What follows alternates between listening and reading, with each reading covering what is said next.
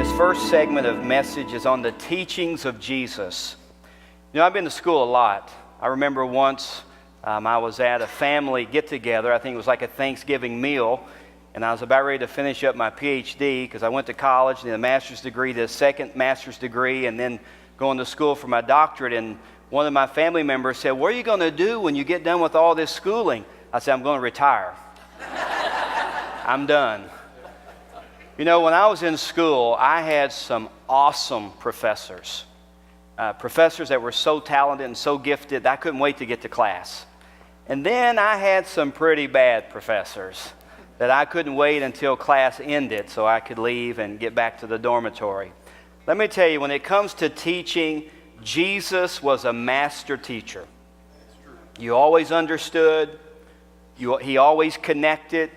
He spoke in a way that challenged you, in a way that encouraged you, in a way that lifted you up. Jesus was a master teacher, and Jesus had a way of simplifying things. I don't know if you know this, but in the Old Testament, according to Jewish tradition, there are 613 commands. There are 365 negative commands, thou shalt not, and there are 248 positive commands. 613 commands. That's a lot of commands.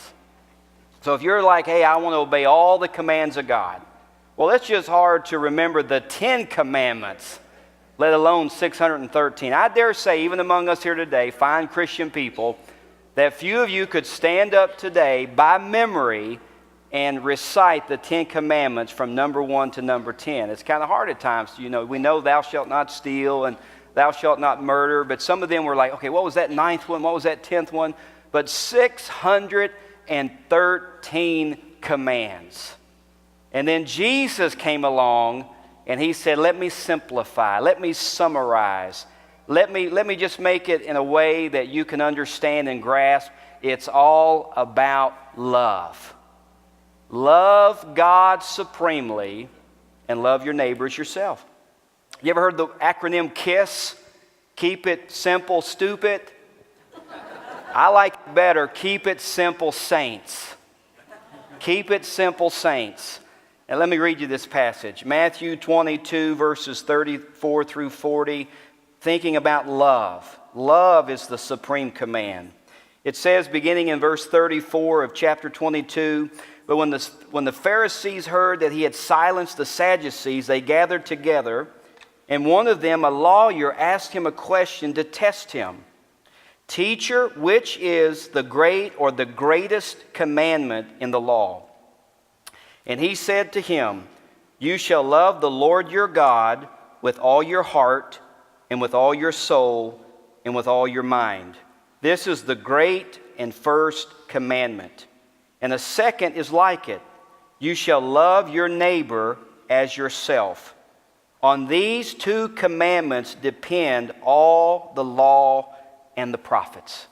Jesus said, let me simplify, let me summarize. Love God supremely and love your neighbor as yourself. He quotes 2 commandments from the Old Testament, Deuteronomy 6:5 and Leviticus 19:18. You shall love the Lord your God with all your heart and with all your soul and with all your mind, and you shall love your neighbor as yourself. When I think about this command to love, to me it is both liberating and demanding. It's very liberating because it simplifies things and it delivers us from a legalistic approach to God. I have met some Christians that it's all about rules. That's their whole Christian life, rules. They have all these rules. Some are from God, some are not from God, some are from the pastor, some are from their parents, some are from a TV evangelist. They have all these rules, and their whole relationship with God is really not a relationship. It's just a rule-based approach to God. And when they get, when it becomes the evening and they're about ready to go to sleep, they have to check off, well, did I keep that? Did I do that? Rules, rules, rules. Let me tell you, the supreme rule is love. Love. Do you love God and do you love your neighbor? Jesus was no legalist. There was not a legalistic bone in his body. And what he said is, it's not about rules, it's about a relationship. It's not about rules, about a relationship with God and a relationship with the people around you. And so it's very, very liberating. And so it's not about this rule, not about that rule, not about the rule of the pastor or the rule of your Sunday school teacher. It's about this supreme command: love God with all your heart, soul, mind, and strength, and love your neighbor as yourself. Very liberating. But on the other hand, very demanding. Very demanding. Because you see, with the rules, you can check them off. Well, I didn't smoke today. I didn't gamble today. I didn't, you got your rules. You can check them all off. But did you love God that day? Did you love your neighbor that day? Very demanding, because it doesn't just say love God, but it says love God with all your heart, with all your soul, and with all your mind. That demands a lot. That demands a whole lot. And so love should influence our emotions. It should influence our will, our thoughts, and our actions. What if our emotions were under the control of the love of God? What if our thoughts were under the control of the love of God? What if our will and our actions were all under the control of the love of God? Did you hear the song a minute ago? It's all about what? Love, love, love. Don't you love being around a loving person? That's why everybody loves their grandparents. Because the grandparents love you. The grandparents welcome you into their heart and welcome you into their life and into their home. Love. Jesus said, love God supremely. It says in 1 Corinthians 16 and verse 14, let all that you do be done in love. And I challenge you this week and every week that no matter what you're thinking, saying, how you're feeling, your actions, let love permeate every bit of it. And you'll be pleasing in the sight of God. And it's also demanding because he not only says love your neighbor, but what? Love your neighbor as yourself. We all love ourselves. So this really isn't a command to love yourself. It assumes that you love yourself in the sense that we all practice self-preservation. I guarantee every one of you are going to eat today after the service. Why? Because you're hungry. And you're going to go to bed tonight. Why? Because you're tired. We take care of ourselves. And so what this is saying is, love your neighbor the same way you love yourself. Take care of your neighbor. Feed them, clothe them, help them, encourage them. I like to think about it in terms of my children. I don't know if I really knew what love was until you have those children that come into your home and you think, man, in a heartbeat, you would give up your life and never think twice about it. And what about if we said, love your neighbor as you love your children? Or love your neighbor as you love your grandchildren? To have that type of love. So on the one hand, it's very, very liberating.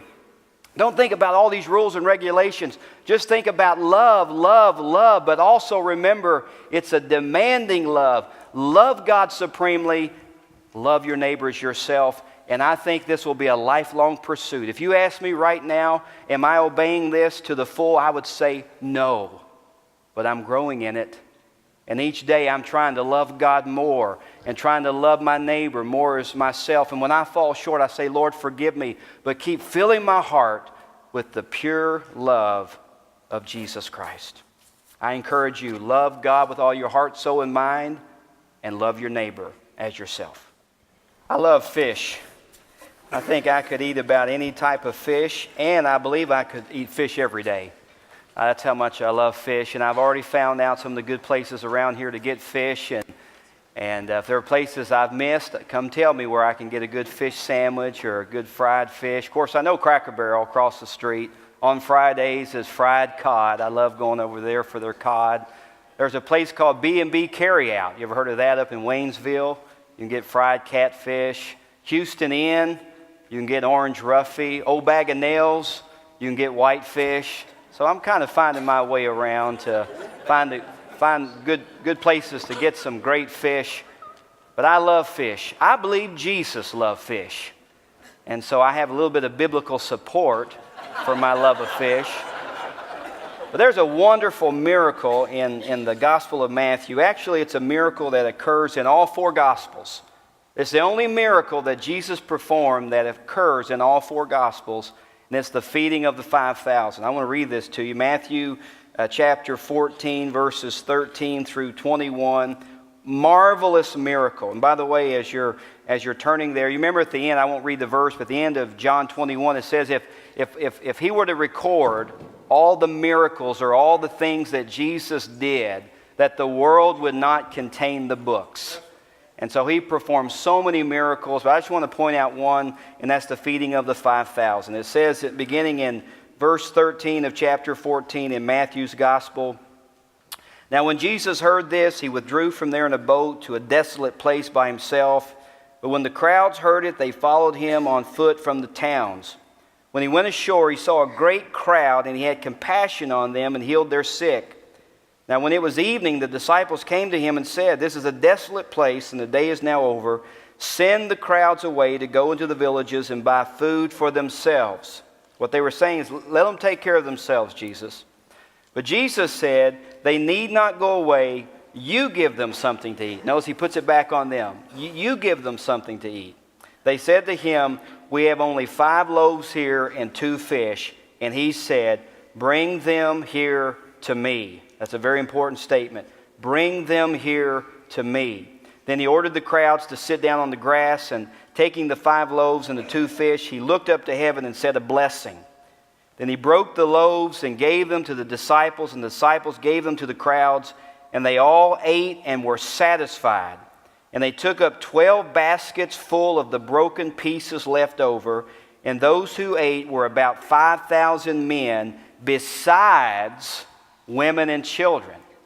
So if you really want to be technical, this is not the feeding of the 5,000. It says in the last verse, 5,000 just the men. But there were also women and children.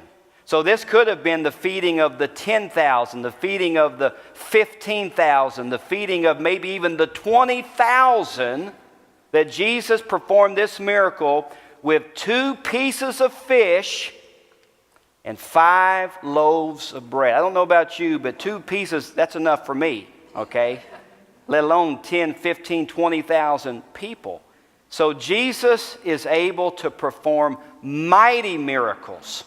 This is a mighty miracle that with 2 pieces of fish and 5 loaves of bread, he fed the multitudes.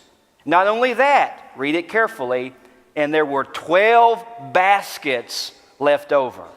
So it wasn't like he just barely had enough and the last person came through the line, "Oh, you get this little bitty piece of fish. I know it's not that much, but take what we got left over and a little piece of stale bread." No, they had enough for everyone. They ate to their full. They ate till they said, "We don't want any more," and 12 baskets left over. Let me tell you, God provides. Where God guides, God provides. And he can meet any need that you have. But notice again, the disciples were like, "Hey, Jesus, we can't handle this. Just let them take care of themselves. Send them away. Let them feed themselves."